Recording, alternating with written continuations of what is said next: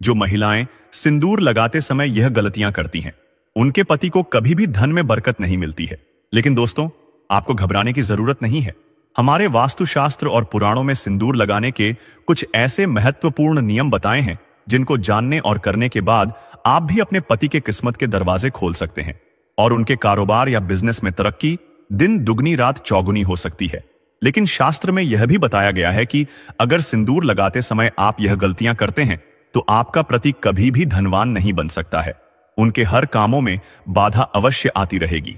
बनता बनता काम बिगड़ जाने लगेगा और साथ ही दुर्भाग्य भी उनके दरवाजे पर दस्तक देता है। तो अगर आप भी जानना चाहती हैं कि सिंदूर लगाते समय हमें कौन कौन सी बातों का ध्यान रखना चाहिए, तो आइए शुरू करते हैं। दोस्तों, हमारे हिंदू धर्म में शादीशुदा स्त्री का सब कुछ उसका सिंदूर ही होता है और हमारे हिंदू धर्म में कहा जाता है कि औरतें जितनी लंबी अपनी मांग भरती है उतनी ही लंबी उनके पति की यह होती है। और इसके साथ साथ हमारे सामुद्रिक शास्त्र में भी 16 श्रृंगार बताए गए हैं, उसमें सबसे महत्वपूर्ण सिंदूर ही होता है। दोस्तों, आजकल के मॉडर्न जमाने में कई स्त्रियां सिंदूर लगाने के सही तरीके को नहीं जानती हैं, जिसकी वजह से वह अपनी मांग में उल्टा सीधा सिंदूर भरने लगी है और इसी के वजह से उनके पति के जीवन में परेशानियां सदैव चलती रहती हैं। और ऐसी ही औरतें अपने पति के भाग्य को और अपने भगवान को दोष देते हैं। ऐसा बिल्कुल नहीं है दोस्तों, यह सब हमारे कर्मों से ही संबंधित होता है। नंबर 1, दोस्तों, वास्तुशास्त्र और पुराणों के अनुसार बताया गया है कि जो औरतें सिर धोने के तुरंत बाद सिंदूर लगा लेती हैं या फिर बालों को सूखने से पहले यानी कि गीले बालों में सिंदूर लगाती हैं, ऐसे में उनके पति को अनेक आर्थिक परेशानियों का सामना करना पड़ता है।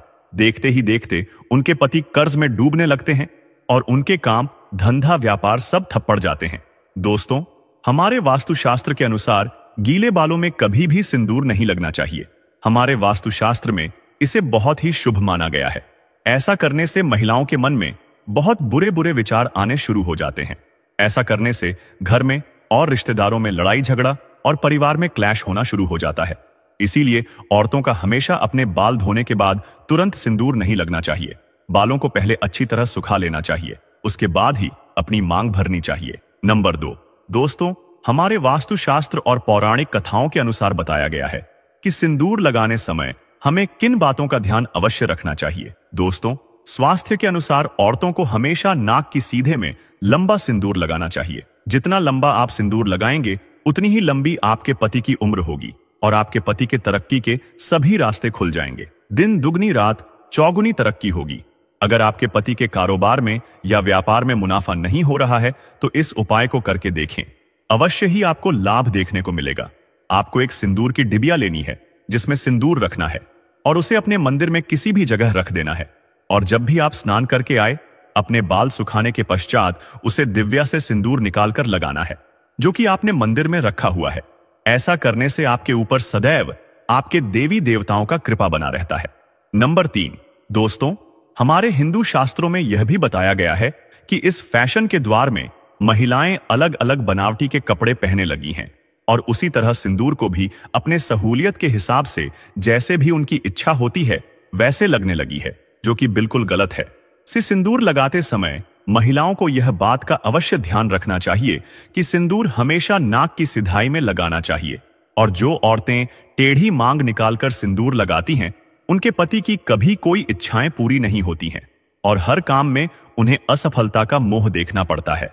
दोस्तों, जो स्त्री अपनी मांग के सिंदूर को अपने बालों से छुपा लेती है, ऐसी स्त्रियों के पति को समझ में कहीं भी सम्मान प्राप्त नहीं होता है।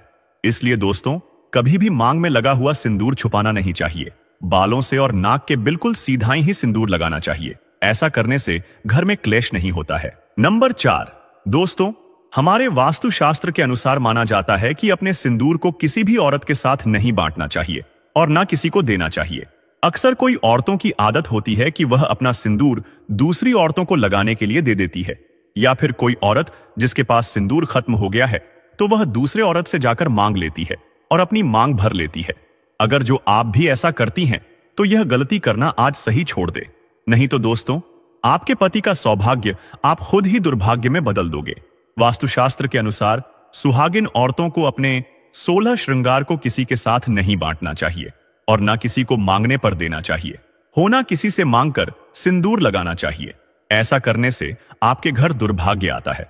अगर जो आप भी अपनी बिंदी या फिर सिंदूर या 16 श्रृंगार में से कोई भी चीज किसी को देती है तो आपका सौभाग्य उसके पास चला जाता है। बिंदी और सिंदूर सुहागिन स्त्री के जीवन में अत्यधिक महत्वपूर्ण है। ये केवल साज श्रृंगार का हिस्सा नहीं, बल्कि यह उनकी पहचान और शुभता के प्रतीक भी माने जाते हैं। इसलिए हर स्त्री को चाहिए कि वह अपनी बिंदी और सिंदूर को संभाल कर रखे और इन्हें किसी अन्य को देने से बचे। वास्तुशास्त्र में भी इसका विशेष महत्व बताया गया है। त्योहारों के अवसर पर, खासकर करवा चौथ या दीपावली जैसे पवित्र दिनों पर, अपने पति के हाथों से सिंदूर लगवाना शुभ माना जाता है। ऐसा करने से दाम्पत्य जीवन में प्रेम बढ़ता है और सौभाग्य में वृद्धि होती है। अगर आप कामकाजी महिला हैं और रोज सिंदूर लगाना संभव नहीं है तो कम से कम विशेष त्योहारों और धार्मिक अवसरों पर इसे जरूर लगाएं। हिंदू धर्म में अनेक त्योहार मनाए जाते हैं और इन पवित्र दिनों पर सिंदूर का प्रयोग करना अत्यधिक शुभ फलदायक माना गया है। इसके अलावा जब भी आप किसी तीर्थ स्थान, मंदिर या अन्य पवित्र स्थान पर जाएं, सिंदूर अवश्य लगाएं। जिन महिलाओं की हाल ही में शादी हुई है, उन्हें अपने सिंदूर को विशेष रूप से संभाल कर मंदिर या किसी पवित्र स्थान पर रखना चाहिए। ऐसा करने से घर में सुख शांति बनी रहती है और पति के कार्यों में उन्नति होती है। शादी के पहले 108 दिनों तक नियमित रूप से सिंदूर लगाना बहुत शुभ माना गया है। यह न केवल नई दुल्हन के जीवन में शुभता लाता है, बल्कि इससे दाम्पत्य जीवन में स्थायित्व भी आता है।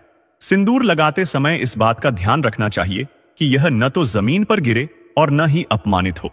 यदि सिंदूर नाक पर गिरता है तो यह संकेत करता है कि आपके पति की आयु लंबी होगी, लेकिन अगर यह जमीन पर गिरता है तो इसे संकट का सूचक माना जाता है। इसलिए सिंदूर लगाते समय सावधानी बरतनी चाहिए। हमारे धर्म ग्रंथों में भी सिंदूर का विशेष उल्लेख मिलता है। एक प्राचीन कथा के अनुसार जब सीता माता वनवास के दौरान अपनी मांग में सिंदूर भर रही थीं, तो हनुमान जी ने उनसे इसका कारण पूछा। सीता माता ने बताया कि यह उनके प्रभु श्री राम की लंबी आयु और प्रसन्नता के लिए है। यह सुनकर हनुमान जी ने सोचा कि यदि थोड़ा सा सिंदूर प्रभु को प्रसन्न कर सकता है तो वे पूरे शरीर पर सिंदूर क्यों न लगाएं। तभी से हनुमान जी को सिंदूर चढ़ाने की परंपरा शुरू हुई। यह कथा सिंदूर के महत्व को और अधिक गहराई से समझाती है। सिंदूर लगाने से केवल शुभता ही नहीं आती, बल्कि यह मानसिक और आध्यात्मिक बल भी प्रदान करता है। यह दाम्पत्य जीवन में संतुलन बनाए रखने में सहायक होता है और पति पत्नी के रिश्ते को मजबूत बनाता है। इसलिए प्रतिदिन स्नान के बाद सिंदूर का प्रयोग करना चाहिए। यह न केवल पति के जीवन में खुशहाली लाता है, बल्कि उनके स्वास्थ्य और मानसिक बल को भी बढ़ाता है। सिंदूर का महत्व केवल व्यक्तिगत जीवन तक सीमित नहीं है, बल्कि यह हमारे धार्मिक और सांस्कृतिक मूल्यों का भी प्रतीक है। यह स्त्री के सौभाग्य, उसके परिवार की समृद्धि और दाम्पत्य जीवन के सुखद अनुभवों का प्रतीक है। इसलिए हर सुहागिन स्त्री को अपने सिंदूर की पवित्रता और महत्व को समझना चाहिए और इसका सम्मान करना चाहिए। आशा है कि यह जानकारी आपके लिए उपयोगी सिद्ध होगी।